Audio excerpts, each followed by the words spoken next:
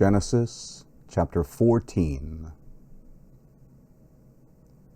In the days of Amraphel, king of Shinar, Arioch, king of Ellasar, Chedorlaomer, king of Elam, and Tidal, king of Goiim, they made war with Bera, king of Sodom, Birsha, king of Gomorrah, Shinab, king of Admah, Shemeber, king of Zeboiim, and the king of Bela, also called Zoar.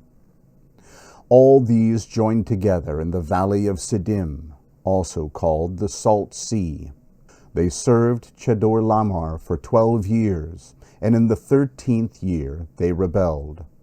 In the 14th year, Chedorlaomer and the kings who were with him came and struck the Rephaim in Ashteroth Karnaim, the Zuzim in Ham, the Emim in Shaveh Kiriathaim, and the Horites in their Mount Seir, to Paran, which is by the wilderness.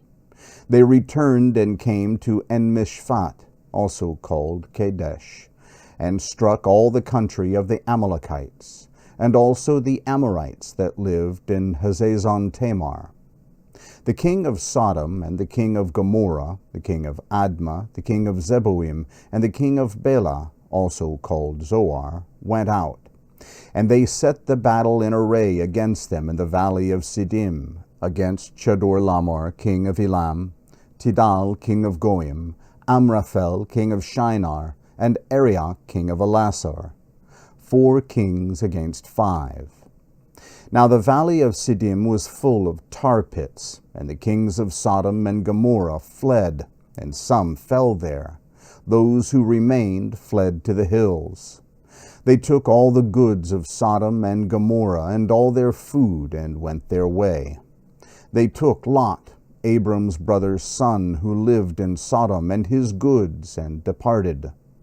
One who had escaped came and told Abram the Hebrew.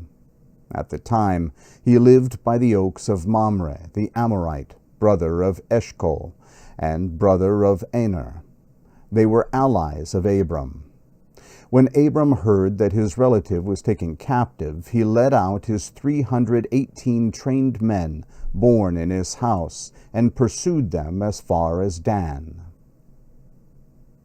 He divided himself against them by night, he and his servants, and struck them, and pursued them to Hobah, which is on the left hand of Damascus. He brought back all the goods, and also brought back his relative Lot and his goods, and the women also, and the other people. The king of Sodom went out to meet him after his return from the slaughter of Chedorlaomer and the kings who were with him, at the valley of Shaveh, that is, the king's valley. Melchizedek, king of Salem, brought out bread and wine. He was priest of God Most High. He blessed him and said, "Blessed be Abraham of God Most High, possessor of heaven and earth. Blessed be God Most High, who has delivered your enemies into your hand." Abram gave him 1/10 of all. The king of Sodom said to Abram, "Give me the people and take the goods for yourself." Abram said to the king of Sodom, "I have lifted up my hand to the Lord God Most High, possessor of heaven and earth, that I will not take a thread nor a sandal strap nor anything that is yours, lest you should say, 'I have made Abram rich.' I will accept nothing from you except that which the young men have eaten, and the portion of the men who went with me, Aner, Eshcol, and Mamre. Let them take their portion."